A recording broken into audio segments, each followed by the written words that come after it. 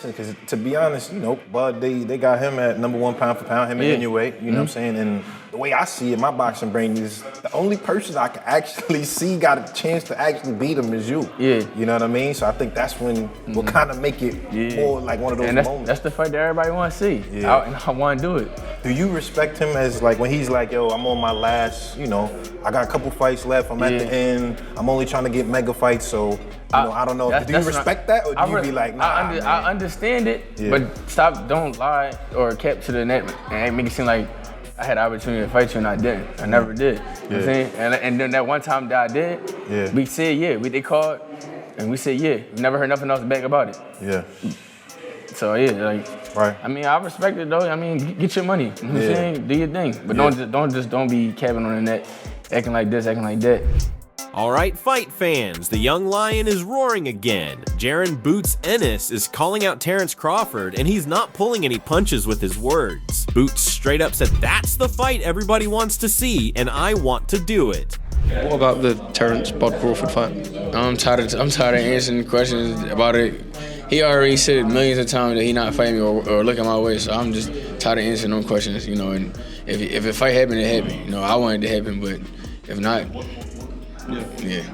He made it clear he respects Bud, especially when Crawford says he's only got a couple fights left and wants nothing but mega fights. But Boots isn't here for the narrative that he ever ducked. According to him, the one time his team actually got a call, they said yes immediately, and then radio silence. World-class Honda? What does he mean? He said world-class fighter. I guess he's trying to say if you're a world-class fighter. Sign a contract. Exactly, sign a contract. If he wanted to fight, he would have stayed at 47. He obviously said he wanted to move up in accomplish to be undisputed at 54 or something like that. So right now we ain't worrying about Crawford. We gonna clean 147 now, then we gonna move to 154. If he there and he got a belt, we coming after him. Simple as that.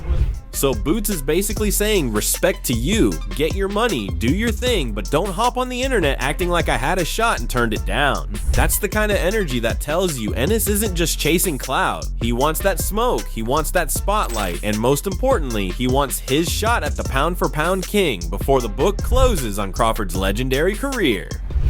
Right now in my career, a lot of people like boost this, boost that, boost this. Fighting Boots is a lose-lose situation. I win, they're gonna say, oh, well, he was young, he wasn't ready.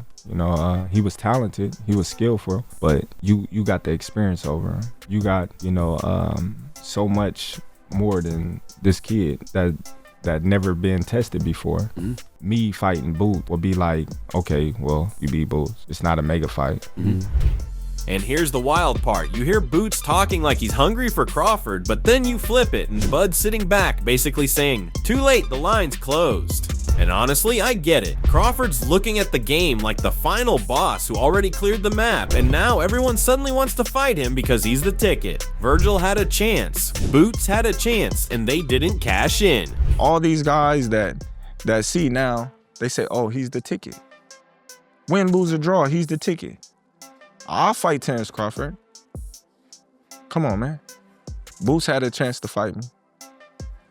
Virgil Ortiz had an opportunity to fight me, but now everybody, I'll fight Terence, or I'm this, I'm that. I'm like, okay, cool. Now, Crawford's like that teacher who offered extra credit all semester. Nobody showed up, and suddenly the whole class is begging the night before finals. Too bad. Pencils down. Bud's already writing his exit story. And let's be real, that's what makes him dangerous. He doesn't need them, they need him. That's not chasing fights, that's being the fight.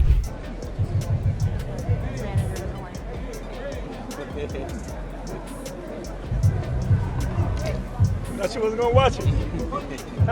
But here's the thing you and I both know. Boxing is business as much as it is bravado. If Boots really wants that shot, he's gotta stop tweeting and start making offers that move the needle. Dates, networks, guaranteed purses.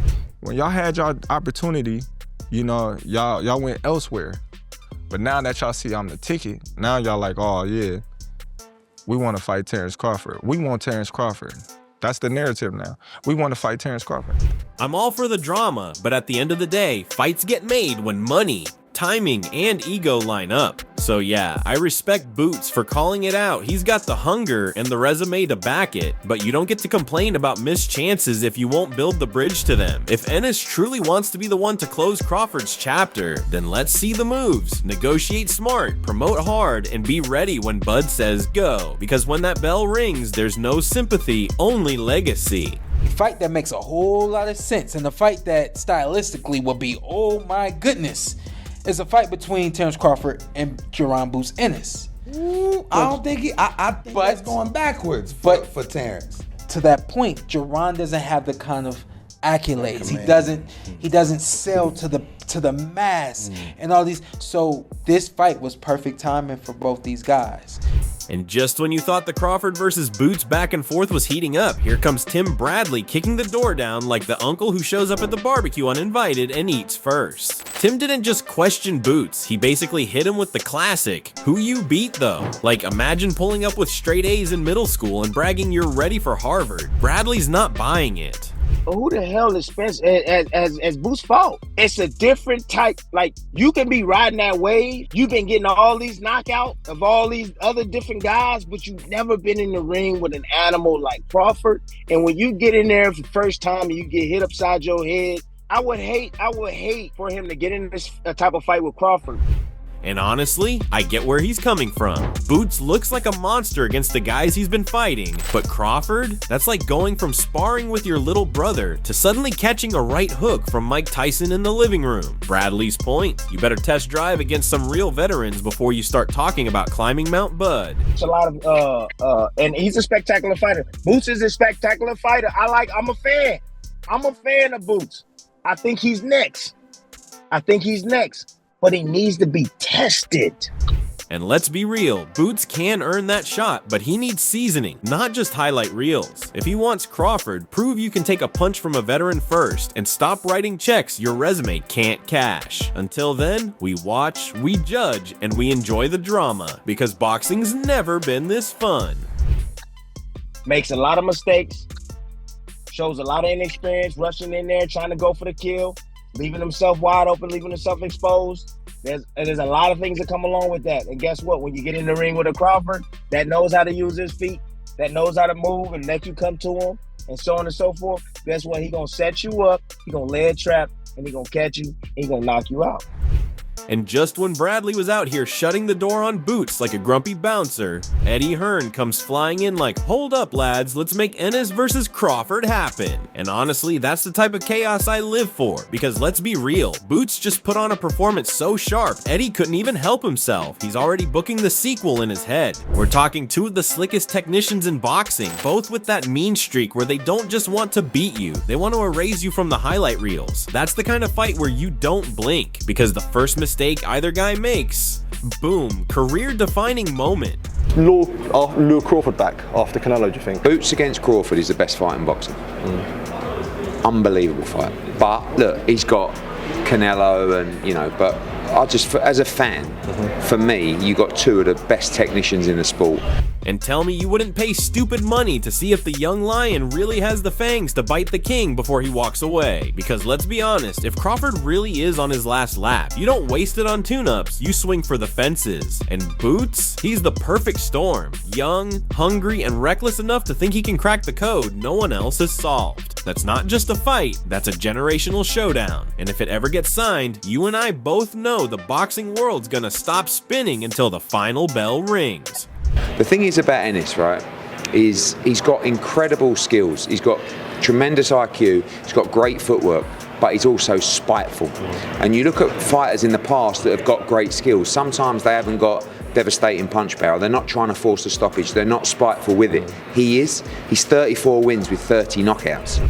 So just when Eddie Hearn was out here hyping up Boots versus Crawford like it's the fight to make, Blue Blood comes storming in with receipts like a lawyer in the final scene of a courtroom drama. He's out here saying Crawford already wanted Boots. The call was made. Crawford said, let's do it. And then suddenly Showtime's calendar got more crowded than a Black Friday sale at Walmart. No dates, no movement, just a whole lot of we'll see, and apparently more excuses than a kid who didn't do his homework. If that's really the case, then Boots wasn't ducking Crawford inside the ring. He got ducked outside the ring by his own network scheduling. Imagine training for your dream fight only to be told, nah, sorry, Tank's got Saturday, Canelo's got next month, and you can wait. That's not ducking, that's boxing politics at its finest. So when exactly is a realistic time to make Jaron Boots Ennis versus Terence Crawford?